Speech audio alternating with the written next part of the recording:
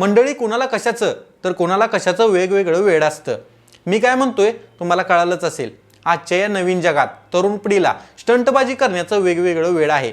त्यात आपला ते जीव गमावतात. पण काही जणांना शिखर सर करण्याचं वेड तर काही जणांना वेगळी स्टंटबाजी करण्याचं वेड असतं. मंडळी, आजच्या या ट्रेंडिंग युगात आपली तरुण पिढी थोड्याशा व्ह्यूज आणि थोड्याशा लाईकसाठी आपला जीव धोक्यात टाकतात. वेगवेगळ्या ठिकाणी वेगवेगळ्या शिखरावर दऱ्यावर जाऊन सेल्फी घेण्याचा प्रयत्न करतात.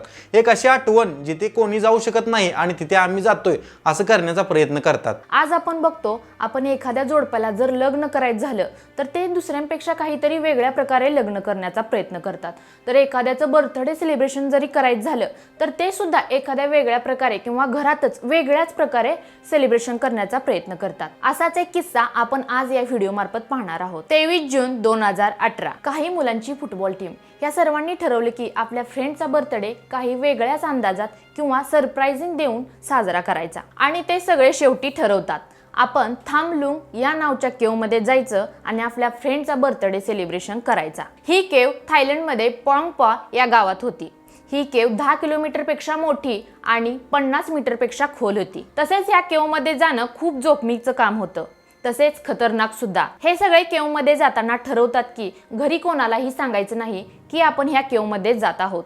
हीच त्यांच्या जीवनातील खूप मोठी चूक होती, कारण ह्या मुलांसोबत जे होणार होते त्याचा कोणी स्वप्नात सुद्धा विचार केला नसेल. ह्या ग्रुपमध्ये एकूण 12 मुलं होती आणि ती 11 ते 16 ह्या वयोगटातील होती आणि त्यांनीच हा बर्थडे सेलिब्रेशन करण्याचा धासू प्लॅन बनवला होता. आणि त्या प्लॅन मध्ये ह्या मुलांनी एका 25 वर्षाच्या कोचला सामील केलं होतं. त्या कोचसाठी त्या केव मध्ये जाणं काही अवघड नव्हतं. त्या अगोदर ते तेथून जाऊन आले होते. त्यांच्याजवळ आत जाण्यासाठी त्यांच्याजवळ फक्त टॉर्चच होती. त्यांनी अगोदरच ठरवलं होतं की 1 तासाच्या आत केव मध्ये जायचं आणि 1 तासाच्या आत बर्थडे सेलिब्रेशन करून माघारी यायचं. पण सगळंच उलट झालं. ते दिवस पावसाचे होते. ते आत गेल्यानंतर बाहेर वातावरण बिघडलं आणि पावसाला सुरुवात झाली. बाहेर वातावरण बिघडलंय, बाहेर पाऊस चालू आहे याचं भान देखील त्या मुलांना त्या केव मध्ये झालं नाही. त्यांना या गोष्टीचा थोडाही अंदाज नव्हता. ते रात्रीचे त्या केव मध्ये इतके आतमध्ये गेले होते की बाहेर काय चालू आहे त्यांना थोडाही अंदाज नव्हता. घरी त्या मुलांचे पेरेंट्स चिंतेत पडले. एवढा वेळ होऊन गेला तरी सुद्धा मुलं आपल्या घरी अजून परत कसे आले नाहीत. जेव्हा त्यांनी फुटबॉल क्लब मध्ये चौकशी केली तेव्हा त्यांना समजलं की त्यांची मुले थाम लुंग नांग या केव मध्ये ऍडव्हेंचर करण्यासाठी गेले आहेत. जेव्हा हे सगळे पेरेंट्स केव कडे गेले तेव्हा तिथे मुलांच्या सायकली आणि त्यांचे सामान बघून खूप चिंताग्रस्त झाले, कारण बिघडलेले वातावरण आणि पावसामुळे खूप सारे पाणी त्या केव मध्ये चालले होते आणि केव हळूहळू पावसाच्या पाण्याने भरत होती. तेव्हा त्या पेरेंट्सला विश्वास पटला की खरंच मुलं ह्या केव मध्ये गेलेले आहेत. प्रत्येक वर्षी पावसाळ्या दिवसात ही केव पाण्याने भरते आणि ह्यामुळेच काही लोकांचा प्रत्येक वर्षी जीवही जातो. पण त्या मुलांच्या पालकांना असंच वाटत होतं की असा कोणताही हादसा आपल्या मुलांसोबत नको व्हायला. ही गोष्ट एवढी गंभीर झाली की रेस्क्यू टीम सुद्धा तिथे लगेच हजर झाली. जेव्हा रेस्क्यू टीमला आत गेलेली मुले कळाली तेव्हा ते आत गेले. आत गेल्यानंतर त्या केव मध्ये इतकं पाणी भरलं होतं की रेस्क्यू टीम मधील लोकांना सुद्धा त्यामध्ये गुदमरायला लागलं आणि हे पाणी केव मध्ये वाढतच चाललं होतं. रात्रीचे 1 वाजता तरी हे पाणी खूपच वाढलं. रेस्क्यू टीमनं पालकांना एक हादरवणारी गोष्ट सांगितली. त्यांनी सांगितले की ह्या केव मध्ये पाणी एवढं वेगाने वाढत आहे की त्यांना सुद्धा ह्या केव मध्ये पुढे जाणं अशक्य होत आहे. तसेच त्यांच्याजवळ एवढी इक्विपमेंट सुद्धा नाही आणि ते म्हणाले ही रेस्क्यू हिथंच थांबवली तर बरं होईल. म्हणजे जर ही मुलं त्या केव मध्ये जिवंत असतील तर त्यांना ही रात्र तिथंच काढावी लागेल. त्यानंतर रेस्क्यू टीमनं त्या केवचा केव मॅप बघितला. त्या केव मॅप बघितल्यानंतर त्या टीमला समजलं की ह्या केव मध्ये असे काही पॉइंट आहेत जे खूप डीप आहेत. त्या ठिकाणी भरपूर पाणी भरलेलं असावं आणि त्या केव मध्ये असे काही पॉइंट होते ते खूप उंच होते, म्हणजे त्या ठिकाणी पाणी अजून भरलेलं नसावे.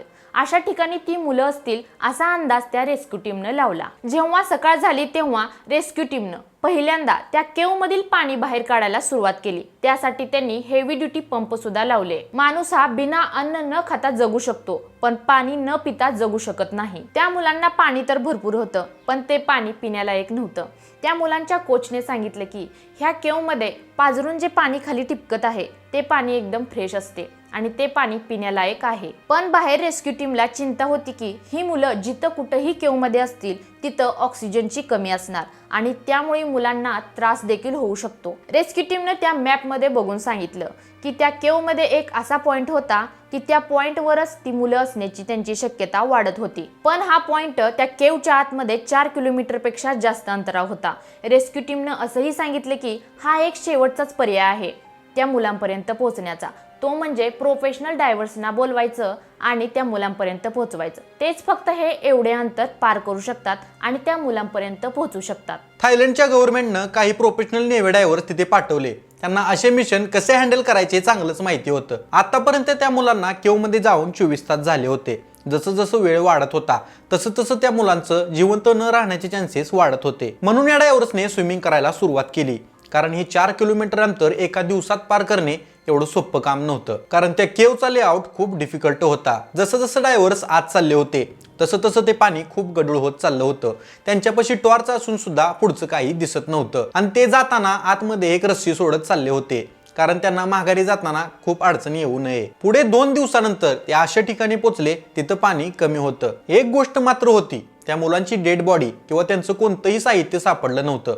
त्यामुळे असं वाटू लागलं होतं की ती मुले खूप आत आहेत आणि ते जिवंतही असू शकतात. त्या मुलांना त्या केवमध्ये अडकून 4 दिवस झाले होते. बाहेर रेस्क्यू टीमने कॅम्प लावला होता आणि तसेच तिथे इंटरनॅशनल मीडिया सुद्धा पोहोचली होती. त्यामुळे मिनिटाची आतील खबर लाईव्ह सांगत होती. पूर्ण जगाचं लक्ष ह्या घटनेवर होतं. सर्वांना वाटत होतं ही मुलं सुखरूप बाहेर यावेत. तसेच खूप मोठमोठे रेस्क्यू डायव्हर्स तिथे यायला सुरुवात झाली. पण त्यांना ही सिच्युएशन खूपच डिफिकल्ट वाटायला लागली. आता राहिले होते ते म्हणजे फक्त केव रेस्क्यू एक्सपर्ट. नंतर ब्रिटिश केव रेस्क्यू एक्सपर्ट बोलवले गेले. त्यांनी मोठमोठे पंप लावून त्यामधले पाणी बाहेर काढले. तेव्हा कुठे त्या केव मधले पाणी थोडे कमी झाले. मुलांना गायब होऊन पूर्ण 10 दिवस झाले होते. जेव्हा रेस्क्यू एक्सपर्ट त्या पॉइंटवर पोहोचले तेव्हा मुलं तिथंही नव्हती. पण रेस्क्यू एक्सपर्ट जवळ तेवढाच ऑक्सिजन होता तेवढ्यात ते माघारी जाऊ शकतील. जर ते पुढे गेले आणि ऑक्सिजन संपला तर ते सुद्धा माघारी जाऊ शकणार नाहीत. परंतु त्यातल्या एका रेस्क्यू डायव्हर्सने हिंमत दाखवली व पुढे 1000 फूट गेला. तो त्याच ठिकाणी न थांबता त्याच्या अजून पुढे गेला. तर त्यानं बघितलं की 10 दिवस झालं मुलं ह्याच पॉइंटवर बसली होती. जेव्हा या मुलांनी रेस्क्यू ड्रायव्हर्सला बघितलं तेव्हा ती मुलं खूप आनंदित झाली. पण एक जोखमीचं काम होतं, ते म्हणजे ह्या 12 मुलांना वापस कसं न्यायचं. कारण एवढ्या एक्सपर्ट ड्रायव्हरना 10 दिवस लागले त्या पॉइंटवर जायला. मग ह्या 12 मुलांना कसं वापस नेलं जाईल. कारण मागचे 10 दिवस मुलं उपाशी होती. केवमध्ये टिपकत असलेल्या पाझरलेल्या पानावर त्यांनी 10 दिवस काढले होते. त्यामुळे त्या मुलामध्ये विकनेस खूप आला होता. पण बाहेर मीडियाद्वारे ही खबर पूर्ण जगात पसरली होती की ही मुलं 10 दिवस न खाता आतमध्ये आहेत. पुढे एक्सपर्टच्या मदतीने त्यांना जेवण पाठवलं गेलं.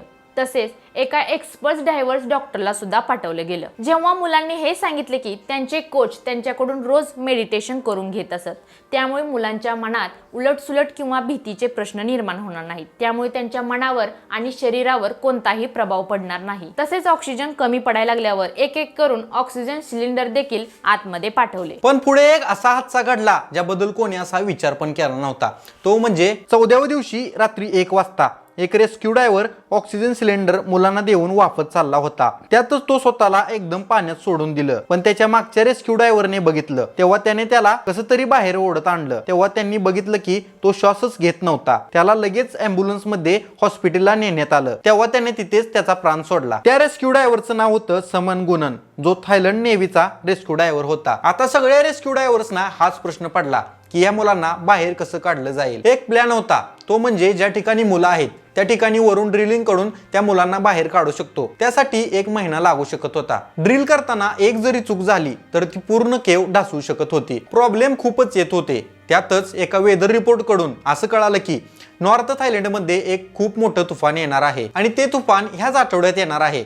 असे भयानक तुफान येणार आहे असे रेस्क्यू टीमला कळाल्यावर सगळेच आश्चर्यचकित झाले. कारण पहिल्यापासूनच ही केव खूप पाण्याने भरली होती. जर अजून पाऊस आला किंवा तुफान आलं तर ही केव पूर्णच पाण्याने भरून जाईल. त्यानंतर या मुलांना वाचवणं नामुमकिन होईल. शेवटी मात्र मुलांना पाण्याद्वारेच बाहेर काढलं जाऊ शकतं, ह्याशिवाय त्यांच्यापाशी कोणताही पर्याय नव्हता. पण सॅमन गुनन सारखा किस्सा डबल घडू नये ह्याची सर्वांना भीती होती. शेवटी 10 जुलै 2018ला रेस्क्यू ऑपरेशनचा 18वा दिवस होता. सकाळी डॉक्टर रिचर्ड हॅरिस, जे केव ड्रायव्हर होते, त्यांनी त्या मुलांजवळ जाऊन प्रत्येकाला एक एक करून ॲनेस्थेसिया दिला. ॲनेस्थेसिया हा सर्जरीच्या दरम्यान वापरला जातो, त्यामुळे पेशंटला झोप येते. पण त्या मुलांना ॲनेस्थेसिया दिल्यावर झोप पण येणार नाही आणि ज्या ठिकाणी त्यांना भीती वाटेल त्या ठिकाणी ती मुले जास्त रिॲक्टही होणार नाहीत. म्हणजे ते थोडक्यात गुंगीचं औषध दिलं गेलं असेल. ॲनेस्थेसिया दिल्यावर त्या मुलांना फुल मास्क घातलं गेलं आणि त्या मास्कद्वारे फक्त ऑक्सिजन मिळत होता. असं करून प्रत्येक मुलाला बाहेर आणण्याचं ठरवलं. एक रेस्क्यू ड्रायव्हर्स मुलाला घेऊन निघाला.